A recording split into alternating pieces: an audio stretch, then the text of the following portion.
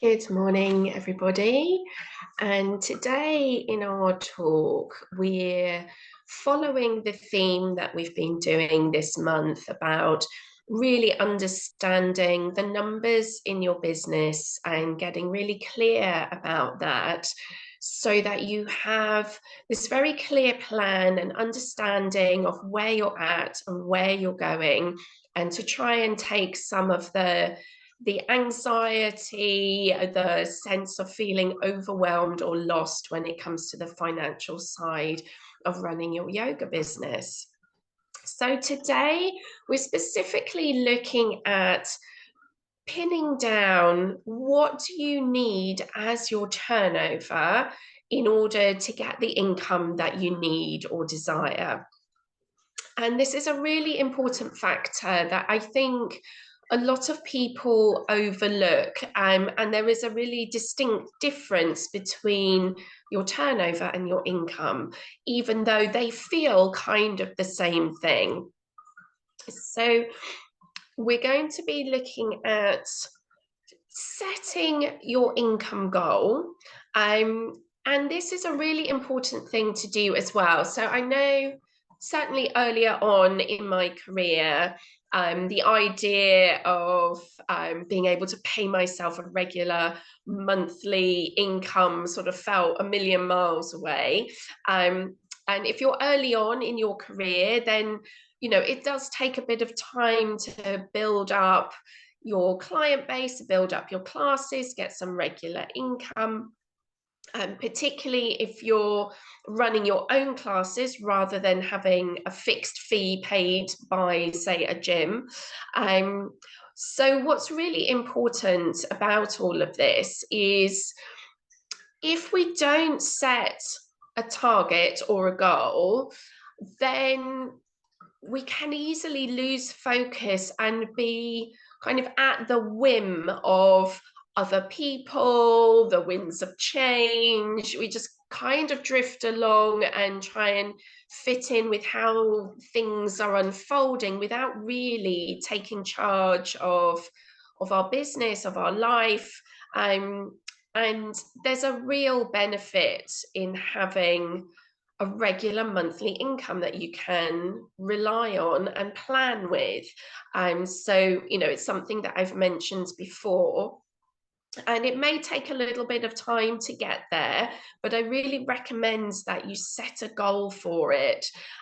Because when we set goals, it's a bit like an affirmation. We're putting that energy into the world, we're making it clear what we're asking for. And then every small decision that you make is in line with that. So everything focuses in that direction.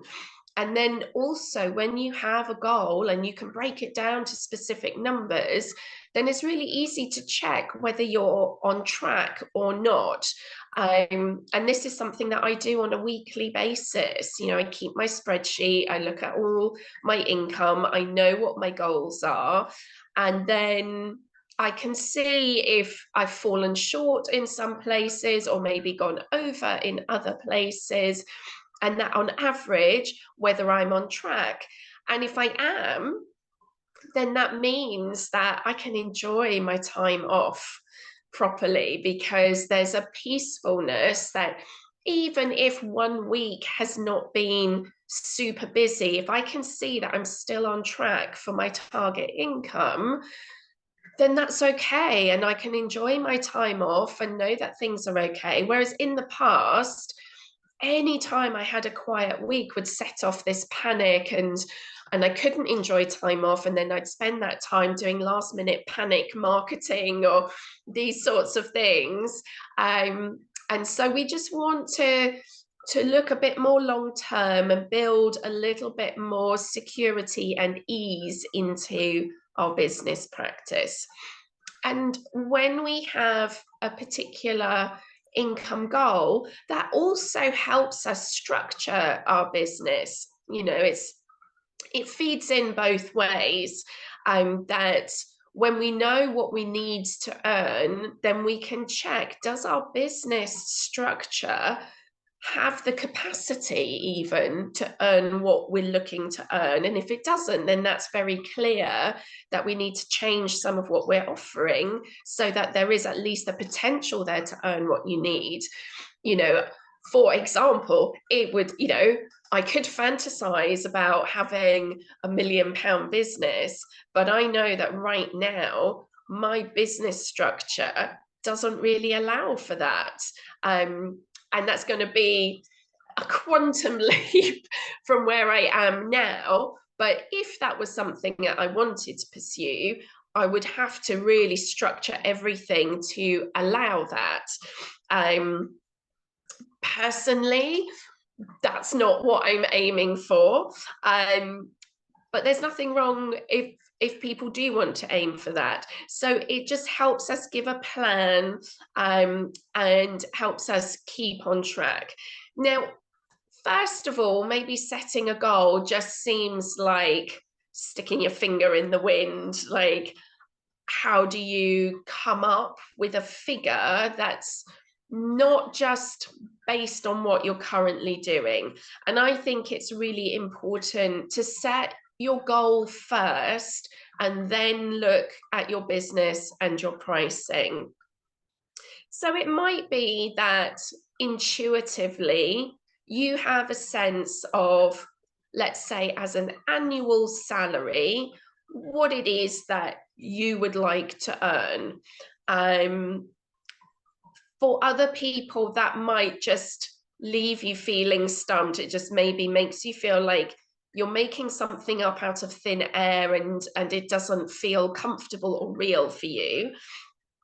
In which case, there's two other things that you could do. One thing can be really specific and grounded in your current reality, which is to make a list of all your expenses and outgoings in life.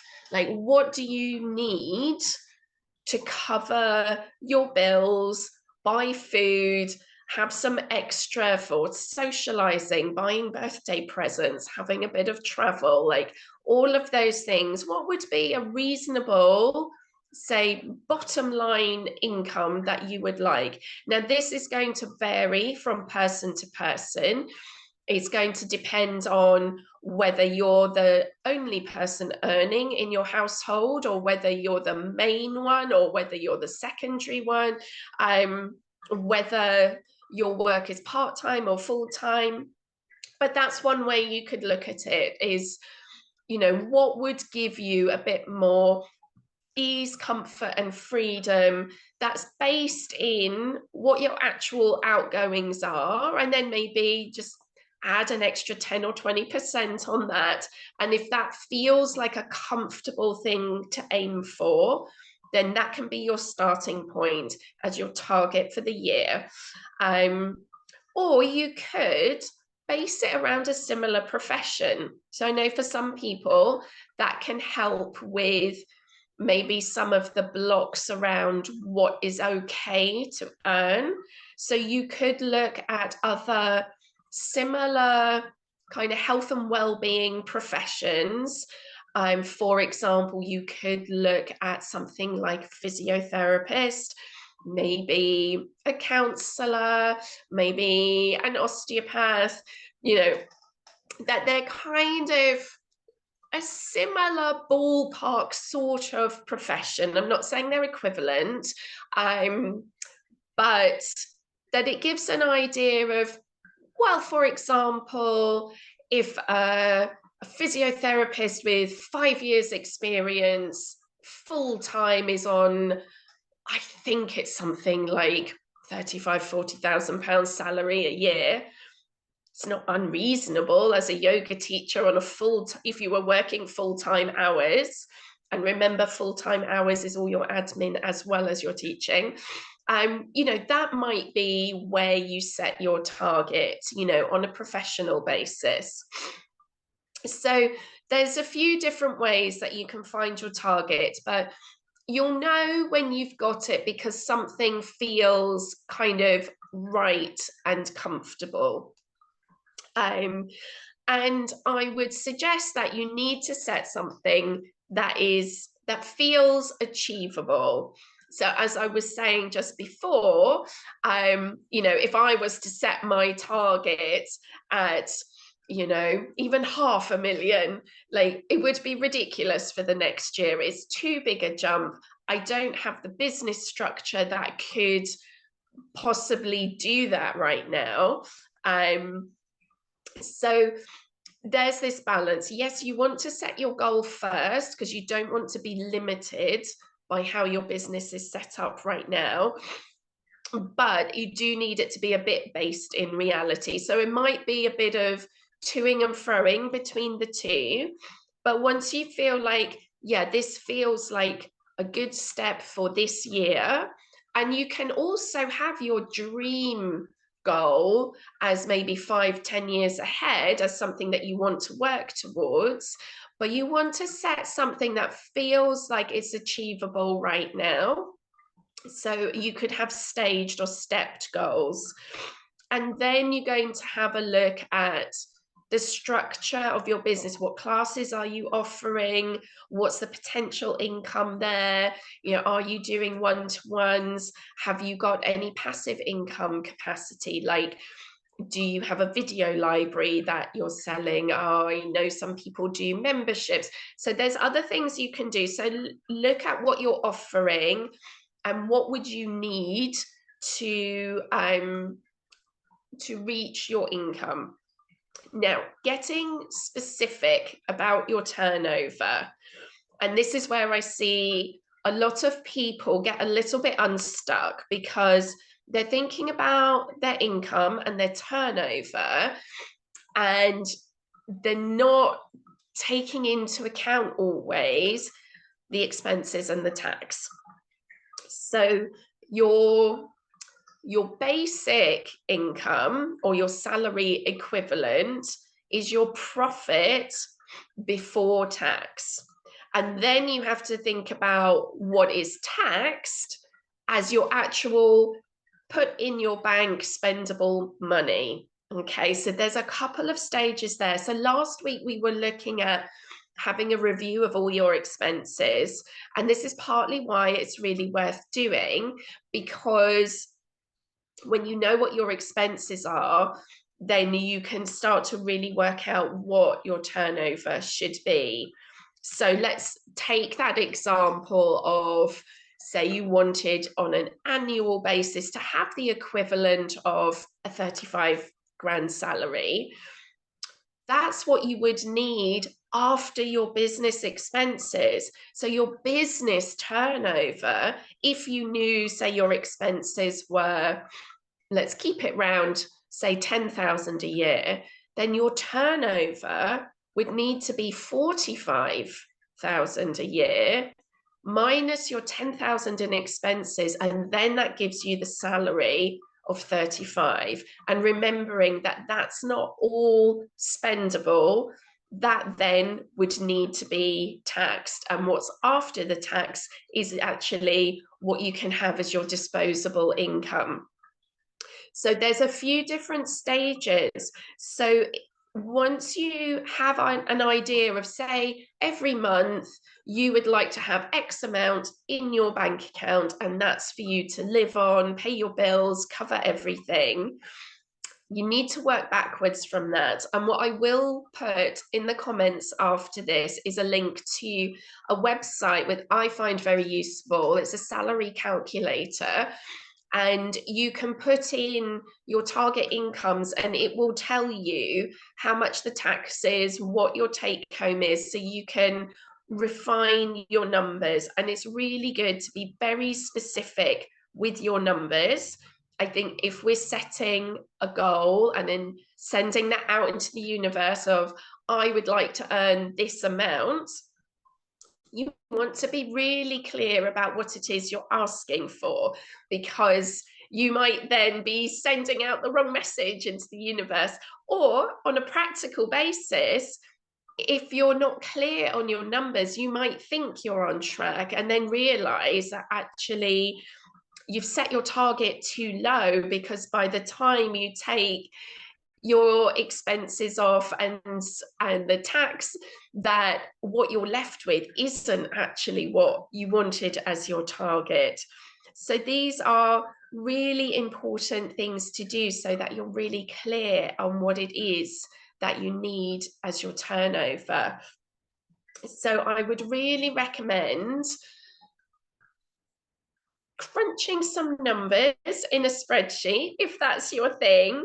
There may be other ways of doing this, but first of all, just getting a sense of what is it that you want to pay yourself every month, and work from there into, well, what does that equate to as an equivalent annual salary? And I will give you the calculator, so that will work that out for you. And then you want to have a rough idea of your expenses, and hopefully if you've done any of the things from last week, or if you've got a list, say from your last year's annual accounts, that you'll have a rough idea of your expenses, and you want to keep that in mind, and then that can set you a target for the year. And then you can break that down into per month, per week, and then you have something that you can check on a regular basis. So if you knew that to reach your target income, you needed to bring into the business X amount every week. So just as a made up figure, let's say £500 a week is what you needed to bring in. And then from that, you take off your expenses and your tax, and that would give you what you wanted to live on. And then that gives you something that you can check every week whether you're on track. Depending on your business model, it might be worth checking on a monthly basis. You might have, if you're selling, say, retreats or courses, then that might be a lot of income in a short space of time, which you might want to average out. So there's different ways of keeping track. But it's really important to have these things in mind. And what I often see is that teachers are working really hard through the year. They're marketing all the time. They're teaching loads of classes. They're running lots of things. And they're just working. And then at the end of the year, they then see, oh, kind of what am I left with? What is it okay to pay myself? And there's always this living in uncertainty as to what's safe to pay yourself. And that's going to limit your growth, really, because you need to be really clear about what your targets are, so that you can A, keep track of it, and B, really focus on what are the business decisions you need to make that possible. So rather than kind of being on this hamster wheel, working like crazy, and then just seeing what's left for you at the end of the year, to be really strategic and really focused, and start making your business work for you. I mean, this is why a lot of us are self-employed, is that, we didn't necessarily want to be a wage slave for someone else's business, and then somehow we end up being a slave to our own business, which is so easy to do. But this is where it's a little bit of that, taking a bit more ownership of what we're doing and feeling a little bit more in control of it, so we can steer things the way that we want. And this is also about being able to manage our time and our energy. Like, if we're clear on what our income goals need to be, and if we're clear about whether or not we're on track, then we can start to adjust our pricing to be a bit more appropriate. We can think about our contact hours versus our admin hours. For many years, I was very unboundaried with when I was working with people, because I didn't ever want to say no to somebody who was going to pay me for that hour to do kind of admin stuff instead, because it just seems like nuts to do that. But what I realized over the time is that it really gave me no structure in my business. I'm just available as and when, without really clear boundaries. It meant I spent a lot of time going back and forth. I didn't have a clear plan with my marketing, with my admin. I just fitted it in around working with my one-to-one clients and teaching classes. And it was just a little bit chaotic in that sense. It was not very well structured. And so I didn't really feel in charge of my time or my business. And you effectively end up kind of working all the time. And then taking some time off, but then worrying because I wasn't around for my business, and oh, but there might be people who want to book with me while I'm on holiday and I'm missing income. So it always felt when I took time off that I was losing money. And now I don't feel like that, because I have my annual goal, and included in that is 4 weeks off. And so that's part of my plan, is to have 4 weeks holiday. And so when I'm taking that holiday, I don't feel like I'm losing money, because the plan incorporates that, so that I set my income at a level that I can afford to have those 4 weeks off, if that makes sense, and still pay myself the same every month. So these sorts of things, you just start to get a little bit more in control of your business, in control of your life, and you can plan in the things that you need for that balance, for the self-care. Because I'm always banging on about self-care and being well resourced and well rested, so that we can hold space for vulnerable people. So to do that, we kind of need to create a bit of held space for ourselves too in our business. So I hope that helps you get a little bit more specific. So just as a summary, you want to have in mind your annual salary that you would like to earn. And that can be based on your intuition, your gut instinct about what the right level is for you. It could be based on a similar profession. It could be based on your actual outgoings, like what you need to cover your bills. So however you set your target is fine. And then you want to check that your business is structured so that it's possible to achieve that, bearing in mind, when you're looking at your annual salary, you need to add on your annual expenses. And the two of those together is your turnover goal. Okay, so your turnover needs to be higher than your take-home money. That makes sense. So then when you know what your turnover goal is, then you can set that either quarterly, monthly, weekly, or maybe all of those things. So you have very specific numbers, whether that's even down to per day or per class, however it works for you and makes sense. Then you have a very specific measure to check, are you on track? Are all these things working for you? And then that gives you something to work with over time to tweak what you offer, maybe your pricing, maybe you need some more one-to-ones, maybe you need to do a kind of VIP package or service for people that you can charge higher for, while still offering very affordable in-person classes. So there's lots of different ways of looking at this, but it gives you something specific. And when you're adding everything up, if it doesn't add up to your target, then something needs to change.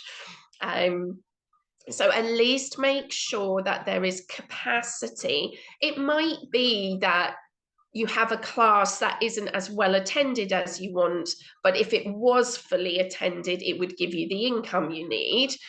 So that's fine as a structure, and then it's the marketing you need to do. But if you have a class that's full and it's still not giving you the income you need, then you know it's your pricing that needs to change. So you need to have the specifics, because then you have something concrete to work with and to measure against. And then the other thing that's lovely with having a target or a goal is when you meet it, there is so much satisfaction there as well. And it gives you a little something that you can celebrate and feel that, you know, you're achieving something in your business. It's something that you can congratulate yourself for. And it reinforces the idea that you can set a goal and achieve it, and you can do that again. And so then maybe the next year you shift your goal and you expand it a little bit more and take the next step. Or maybe your goals change, but we need to be clear about what is it that we want, and we put that out into the universe, and we put that into all the small decisions that we make every day, so that everything is working towards that. And I'd like to leave you today with a lovely quote that I found, actually by Michelangelo. And he said, "The greater danger for most of us lies not in setting our aim too high and falling short, but in setting our aim too low and achieving our mark." So I hope that gives you a little inspiration for today. And I would encourage you to set aside a bit of time, get your goals really clear, and review your business overall and see, is it set up in a way to sustain you? Is it set up in a way that's going to give you the income you need so that you can breathe a bit more easily? Give yourself the space to look after yourself, and give yourself the time to really devote to your students and doing a really good job as well. So it's getting all of that balance. And it's always a work in progress. Nobody's ever perfect. No business is ever perfect. But if we're clear about what we need, what we want, what direction we're going, then we know that we're going to be making a positive difference in our lives and in the lives of other people. So I'm going to wish you well for the rest of the week, and I look forward to catching up with you same time next week. Take care.